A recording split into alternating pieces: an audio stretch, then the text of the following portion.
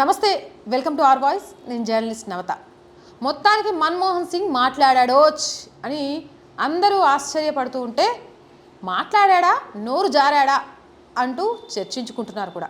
మన్మోహన్ సింగ్ మాట్లాడే వ్యాఖ్యలు ఇన్ని రోజులు మౌనం వీడిన మన్మోహన్ నోరు జారేలాగా చేశాయి అంటూ సోషల్ మీడియాలో ట్రోల్కి గురవుతున్నారు. కారణం ఏంటి అనేది తెలుసుకోవాలంటే ఈ ఆర్టికల్ మొత్తం వినాల్సిందే. మన్మోహన్ సింగ్ భారతదేశ మాజీ ప్రధానమంత్రి. దాదాపు 10 సంవత్సరాలు భారతదేశాన్ని పాలించి అనేక స్కామ్కి కారణమైన ప్రభుత్వాన్ని నడిపిన ఆర్థికవేత్త మన్మోహన్ సింగ్.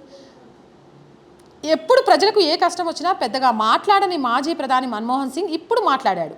అది కూడా ప్రధాని నరేంద్ర మోడీని ఘాటుగా విమర్శిస్తూ. మన్మోహన్ సింగ్ మాట్లాడుతూ, నేను ప్రధానిగా 10 సంవత్సరాలు పనిచేశాను. నాకు అనేక మంది ప్రధానుల వద్ద పనిచేసిన అనుభవం ఉంది. ఆ ప్రధానులంతా చాలా రిజర్వ్డ్గా ఉండేవాళ్ళు.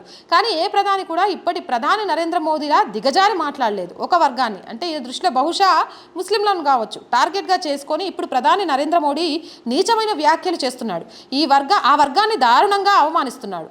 ఇది అందరూ తప్పకుండా ఖండించాల్సిన విషయం అంటూ మన్మోహన్ సింగ్ స్టేట్మెంట్ ఇచ్చారు. అయితే ప్రధాని మోడీ మాట్లాడారు అంటున్న ఆ నీచమైన వ్యాఖ్యలు ఏమిటో, ఆ అవమానం ఏమిటో మాత్రం మన్మోహన్ సింగ్ చెప్పలేకపోయాడు. చెప్పడానికి ఏముంది? ఆయన అది ఏంటి అనేది చెప్తే ఆయన ఇజ్జతే పోతుంది. ఎందుకు అనంటే, నేను ముస్లిం వ్యతిరేకిని కాదు. ముస్లిం పిల్లలంతా కూడా మదర్సాలకు కాదు, విద్య నేర్చుకొని, నాణ్యమైన విద్య నేర్చుకొని ఇంజనీర్లుగా, డాక్టర్లుగా, కలెక్టర్గా, పోలీస్ డిపార్ట్మెంట్లో, ఇలా అన్ని డిపార్ట్మెంట్లలో పనిచేయాలి. నేను ఓటు బ్యాంక్ రాజకీయాల కోసం పనిచేయను, అభివృద్ధి కోసం మాత్రమే పనిచేస్తాను. దేశంలో అందరికీ ఒకే రకమైన చట్టం, ఒకే రకమైన న్యాయం, ఒకే రకమైన పాలనా వ్యవస్థను అందిస్తాం. ఇక్కడ 5 కిలోల బియ్యం హిందూ అని ఇవ్వడం, ముస్లిం అని మానేయడం ఉండదు. ఆరోగ్యం బాగాలేనప్పుడు ఆయుష్మాన్ భారత్ హిందూ ముస్లిం అనే తేడా ఉండదు. అలాగే కరోనా లాంటి విపత్కర పరిస్థితుల్లో హిందూ ముస్లిం అనే తేడా ఉండదు.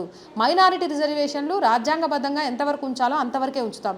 అంతేగాని మత ప్రాతిపదికన రిజర్వేషన్లను ఓబీసీలోకి కూడా తీసుకొచ్చి వాళ్ళకు అన్యాయం చేయాలి అని చేస్తే చూస్తూ ఊరుకోం. ఇది ప్రధాని మోదీ చాలా క్లియర్గా చెప్తోంది. అయినా మన్మోహన్ సింగ్ 10 సంవత్సరాలు ప్రధానిగా చేశారు అన్నారు. ఆ 10 సంవత్సరాల హయాంలో ఆయన చేసిన గొప్ప విషయాలు చెప్పాలి. అలాగే ఆయన ఆ హయాంలో జరిగిన అవినీతి గురించి మాట్లాడాలి. ఇంత దిగజారిన ముఖ్యమంత్రిని చూడలేదు అని ప్రధాని మోడీ గురించి మన్మోహన్ సింగ్ మాట్లాడుతున్న వ్యాఖ్యలు హాస్యాస్పదంగా అనిపిస్తోంది. 50-60 సంవత్సరాల కాంగ్రెస్ పాలనలో ఏ ప్రధానమంత్రి దేశాన్ని ఆర్థికంగా అభివృద్ధి చెందిన దేశంగా మార్చారు? అగ్రగామిగా ఎందుకు నిలబెట్టలేకపోయినరు?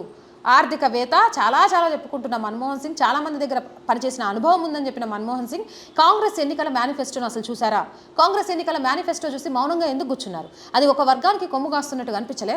ఒక వర్గం మేలు కోసం ఉన్నట్టు కనిపించట్లే? గురిగించే దాని కింద దాని ఎరుపు చూసుకొని కింద ఉన్న నలుపుని చూడకుండానే మురిసిపోతూ ఉంటుందట. అట్లుంది మన్మోహన్ సింగ్ చేసేది. గురిగింజలాగా పైకి ఎర్రతోలు కప్పుకొని మాట్లాడితే సరిపోదు, కానీ వాళ్ళు చేసిన నల్ల అరాచకాలను కూడా బయట పెట్టాలి. ఎందుకు సెక్యులర్ అనే పదాన్ని తీసుకొచ్చారు? ఎందుకు ఎమర్జెన్సీ టైంలో ఇందిరాగాంధీ రాజ్యాంగ సవరణలు చేశారు ప్రతిపక్షాల్లో ఉన్న వాళ్ళందరినీ జైల్లో ఉంచుకొని? ఎందుకు ఈరోజు వక్ఫ్ బోర్డ్ అనేది వక్ఫ్ భూమి అని తీసుకొచ్చి ఈరోజు దేశంలోనే అత్యధిక భూమి సంపద కలిగిన దానిగా వక్ఫ్ బోర్డుని మార్చారు? ఎందుకు కాంగ్రెస్ పాలిత రాష్ట్రాల్లో ఓబీసీ రిజర్వేషన్లలో ముస్లింలను చేర్చారు? ఎవరిని కొమ్ము కాస్తూ ఎవరి కోసం ఈరోజు పరితపిస్తున్నారు? తాము చేసే తప్పుల్ని కప్పిపుచ్చుకోవడానికి ఎదుటివారి మీద నింద వేయడం అనేది ఇలాంటి రాజకీయ కురువృద్ధులకు సమంజసమేనా? దేశ రక్షణ గురించి ఈ వయసులోనైనా ఆలోచించాలి కదా. ఇప్పటికీ కూడా స్వార్థంగా నేను, నా పార్టీ అని ఆలోచిస్తే ఉన్న కాస్తో కూస్తో మంచి పేరు కూడా గంగలో కలిసిపోయిద్ది అని చాలామంది మాట్లాడుకుంటున్నారు. రాజకీయ విమర్శకులు, విశ్లేషకులు, సోషల్ మీడియా వేదికగా యువకులు. మరి మీరేమంటారు మన్మోహన్ సింగ్ వ్యాఖ్యలకు సంబంధించి? కామెంట్ సెక్షన్లో పెట్టేయండి. మోర్ వీడియోస్ కోసం మన ఛానల్ వెంటనే సబ్స్క్రైబ్ చేయండి. చాలామంది వీడియోస్ చూస్తున్నారు బట్ సబ్స్క్రైబ్ చేయడం మర్చిపోతున్నారు. ప్లీజ్ సబ్స్క్రైబ్ చేయండి. మన ఛానల్కి బలంగా నిలవండి. అండ్ ప్రతి ఒక్కరూ వీడియోని లైక్ చేయండి. ఎంత లైక్ చేస్తే వీడియోస్ అంత షేర్ అవుతాయి, మన ఛానల్కి అంత బలం కూడా చేకూరుతుంది. అండ్ సపోర్ట్ చేయండి. ప్రతి వీడియోలో కూడా మేము అందరినీ రిక్వెస్ట్ చేస్తూనే ఉన్నాను. మన ఛానల్కి పూర్తి ఎక్విప్మెంట్ లేదు, రెంట్ బేస్ మీద కూడా కొన్ని నడుస్తున్నాయి. ఎక్విప్మెంట్, ప్రాపర్ ఆఫీస్ ఏర్పాటు చేయాలి. ప్రజల గొంతుకలను వినిపించే, ప్రభుత్వానికి వినిపించే ఒక వారధిలాగా ఆర్ వాయిస్ మారాలి. జాతీయవాదాన్ని, దేశం ప్రథమం అనే నినాదాన్ని ప్రజల్లోకి తీసుకెళ్ళాలి. ఎక్కడ ఏం జరిగినా నిర్భయంగా మాట్లాడగలగాలి ప్రజల తరపున అనే దాంతో ఈ ఛానల్ స్టార్ట్ చేశాము. ఈ ఛానల్ ఉద్దేశం ఏంటి అని ఇప్పటివరకు మీరు చూస్తున్న ప్రతి ఒక్కరికి అర్థమై ఉంటుంది.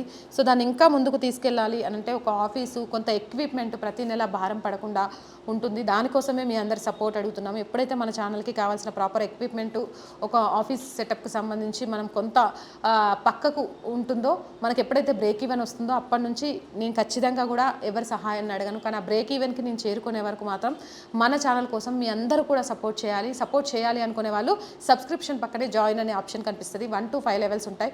ఏదో ఒక లెవెల్లో సపోర్ట్ చేయండి. అలాగే స్క్రీన్ మీద గూగుల్ పే, ఫోన్పేతో పాటు అకౌంట్ డీటెయిల్స్ కూడా ఉంటాయి. అలా అయినా సపోర్ట్ చేయొచ్చు. అండ్ వ్యాపార ప్రకటనల కోసం కూడా మన ఛానల్ని సంప్రదించవచ్చు. So please support our channel, subscribe our channel. జై భారత్.